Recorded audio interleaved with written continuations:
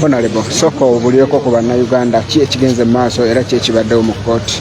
Bannayuganda okukoosi byonna ebivuddeyo mubadde mubisoobera si bye birungi ennyo muzimanyi kkooti tezikyali ku saizi yaffe naye nga bannaffe mikwano gyaffe betusobodde kuvaayo nabo babongezayo mpaka nga 16 naye ngenda kusaba bannayuganda not inciting violence naye ngenda kubasaba ndowooza tubeeko engeri gye tubanjamu baganda baffe bwekiba kyetaagisa buli omu kugenda kusaba kati ke tumanye tuvudde mu kkooti y'abantu tetunuulye Katonda n'omulala buli omu omanyi ekyokukola mu kubanja baganda baffe kuba tebagenda batuwa kino nkibabuulira.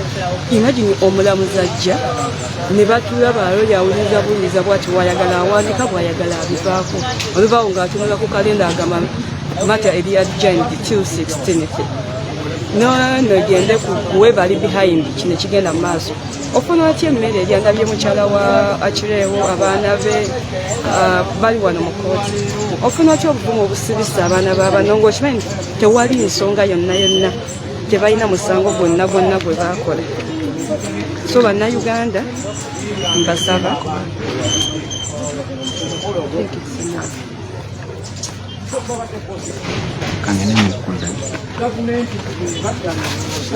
n'abo abagiyambako kuba tubamanyi bw'eba erowooza nti waliwo emisango bagamba olwaleero baagala kukozesebwa emisango egyo kuba bakikakasa obujulizi nga ffenna bwe tumanyi tebuliyo kati fayiro etandise kufuuka nga ttena eri Masaka eri Kampala yafunye neki n'ebigere olwasembayo olwokuba fayiro teyaliwo wano twali tulina bye tutasobola kukola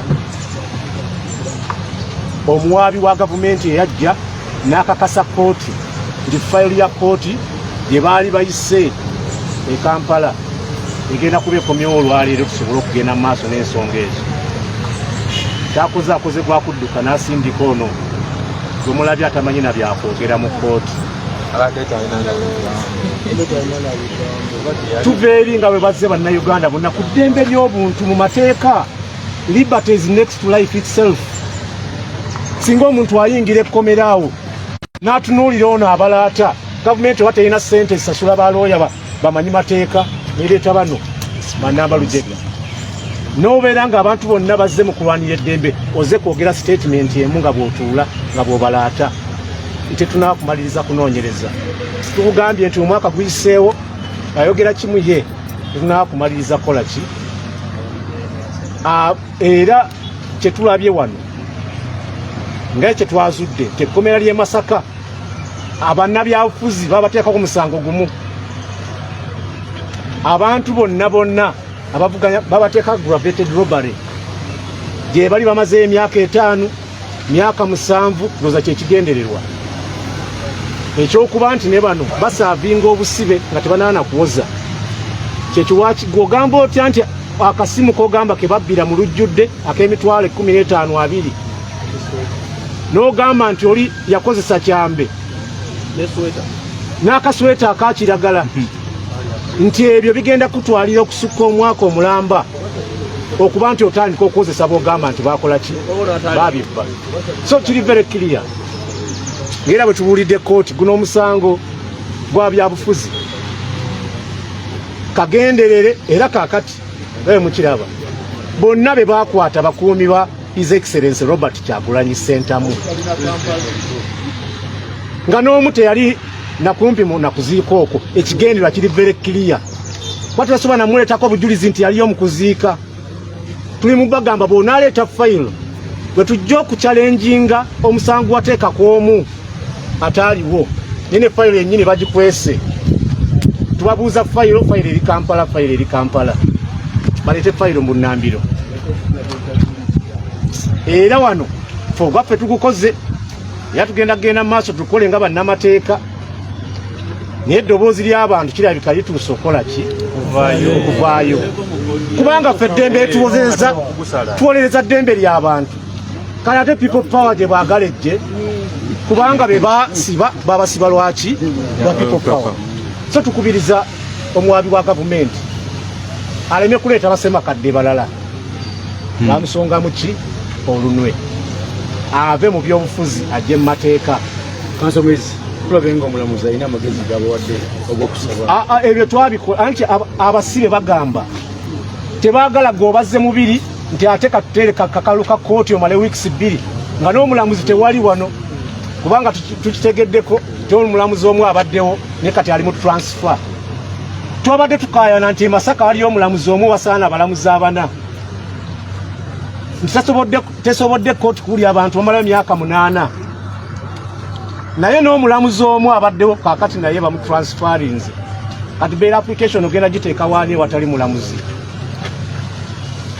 Abasibe kwe kugamba naffe nga bannamateeka twagala tuwoze olwaleero kuba tutumanye abajulizi tebabalina tumanye oba batwejjeereza oba bagutusingisa kuba tutakasa tebalina bujulizi kubeezaawo musango kwe kusaba kwaffe.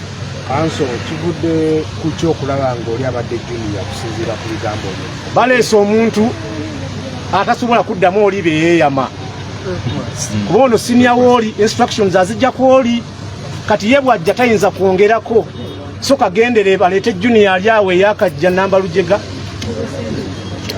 nga kyakayiga azze ku statement emu. Ffenna wano tuzze eggwanga lyonna liri wano tulina law firms 8 kati bazaweze ne 12 eziri redde.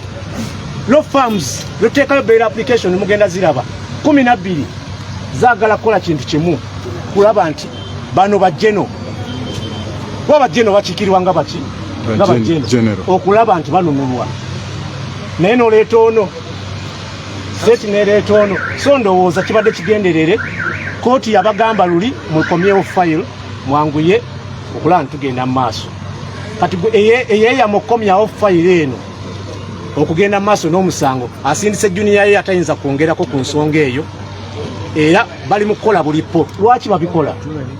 Ekigendererwa si kyakuwozesa bano, ekigendererwa kyabwe kyakusaavinga busibe ng'abalala baliyo emyaka 4, 5, 6, 8 kati bawozesebwanga.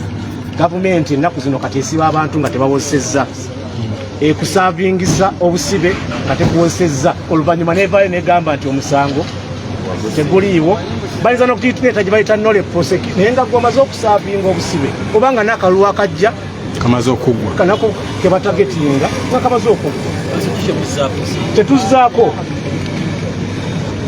kuteekawo mbeera. Ekisooka tugenda gendewa mukama waabwe ebigere bye tujja wano tusibira wa bodo kiri kye mbagambye nti wayagala basereka makadde abalala tusibira wa DPP. Ekisooka DPP twamubuuza nti guno omusango ng'obujulizi bwe tufunye mwagwagravetinga tumubuuze nti bujulizi kiba olina ku fayiro obujja omusango guno ku simple robbery naye gwa gwandibaddewo n'ogufuula aggravated. Ekyokubiri lwaki fayiro aganye giweereza e Masaka egende maaso kuba bano bo balemereddwa era ebigere bino bisibira wa DPP. Mubuuza bibuuzo ebyo oba talina ntambula egireeta Masaka tujja gireeta fayiro tujja muyambako fayiro ejje wano okuwoza kutandike ne fayiro yennyini gye tulina okweyambisa okulaba ntugenda mu maaso ne bail application.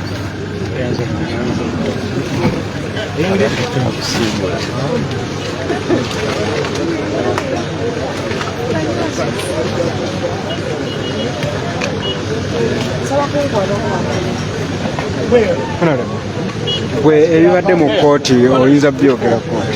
Despite the promises last time we appeared in court, the state again came with one lie. One lie. Investigations are not yet concluded. What now they omitted is what they stated last time, that the state has the liberty of 6 months within which to carry out investigations. We are telling them you've had a full year since the function. It's not even 6 months. Even at law, you don't even powers to delay even 1-2 days. The constitutional command is a speedy trial. It cannot be a speedy trial when you are prolonging. 6 months can't be a speedy trial.